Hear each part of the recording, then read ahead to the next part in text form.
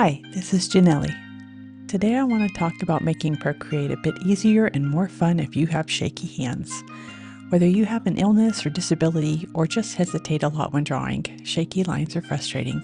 I have provided this sketch as a free download. The link is provided in the description, so if you'd like to follow along, pause and go download it. We're going to start out with a square canvas. Set a soothing background color to work on because white can be tiring on the eyes. Place the image and set the opacity down on that layer. Create another layer on top. Note that when you are placing an image, you don't have to manually resize it. You can choose Fit to Canvas on the bottom. Once you are set up, let's get started. I want you to find a brush you like, but want to customize. I have created a new brush set here to make this easier to follow. I'll be customizing a drawing brush and a calligraphy brush today. I'm going to start out with a sample of my handwriting without any changes to the brush. This is how my script looks when I'm using the default brush. As you can see, I definitely have some shaky lines. So we're going to click the brush and I'm going to just hit reset down in the About This brush. You can also do this from the drawing pad. You can clear the drawing pad by using a 3-finger swipe or clicking where it says drawing pad and clearing it from there. Here you'll also see the reset option. We want to take a look at the stabilization tab. So I'm going to clear the doodle that it has and I'm going to draw my own. I feel it gives me a better idea of how to fix my particular issues. You can see your preview as you modify the settings. Find the one that matches what you had intended to draw. Streamline and stabilization help in different ways to smooth out your lines and reduce the jitter. However, motion filtering is a great option, especially for something like this. I find my setting normally needs to be about 38% for me. The other thing you can change, especially for calligraphy, is the pressure. I'm applying a comfortable amount of pressure on my downstroke. Depending on your hand situation, you may find that you naturally press too hard and have trouble controlling the width change, or you press too light and don't get the change you need. Under Apple Pencil, draw with your ideal pressure, and then change the size slider to control how big of a flare you get on that line. You can also change the curve if you really get into this, and adjust the light, medium, and hard pressure required. Okay, I think I have this where I want it now. You can press and hold a brush to duplicate it. Now I'm going to try this out. One great tip I learned is to draw every letter or part of the letter individually. If you mess up, just undo and try that stroke again. By having a rough sketch under your layer, you can see where to stop each stroke.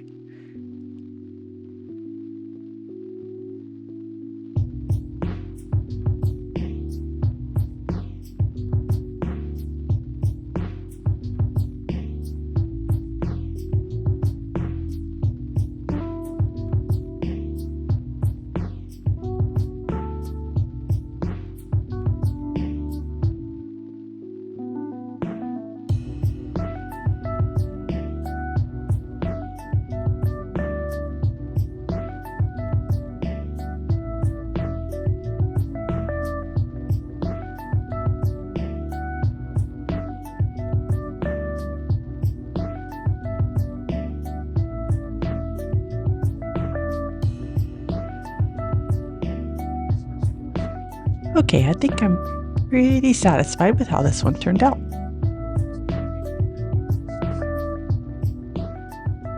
If you like a pen, but would like to have no pressure change at all, you can create a monoline version, simply by setting the Apple Pencil pressure to 0.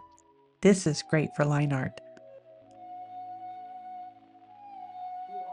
Okay, let's give this a try.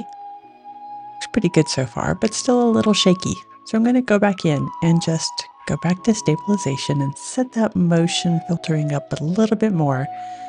And there we go. Now I've got my line art. When you are drawing lines, sometimes hesitation causes extra wobble.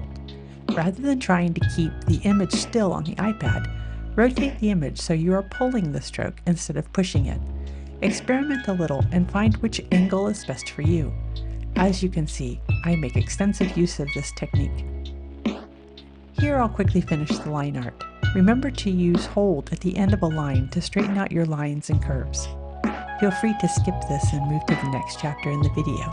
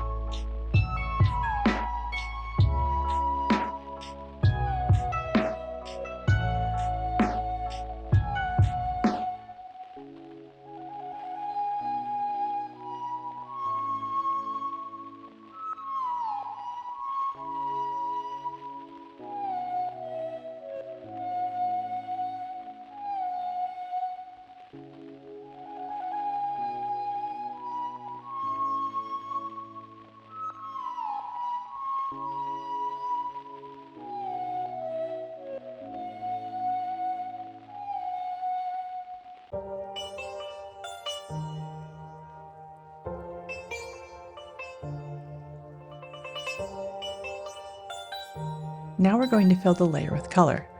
Click your line art layer and set it as a reference. Add an empty layer beneath, and now you can color drop into each area. You don't have to drag from the color drop every time. In the middle of the screen, you can see you can continue color dropping. Much easier. You can even change the color and continue color dropping in most cases. One fun trick here on the steam from the mug. See, if I draw something under the steam, how the steam is solid and you can't see what's under it? I've added an empty layer to demonstrate this, and I've drawn a little scribble.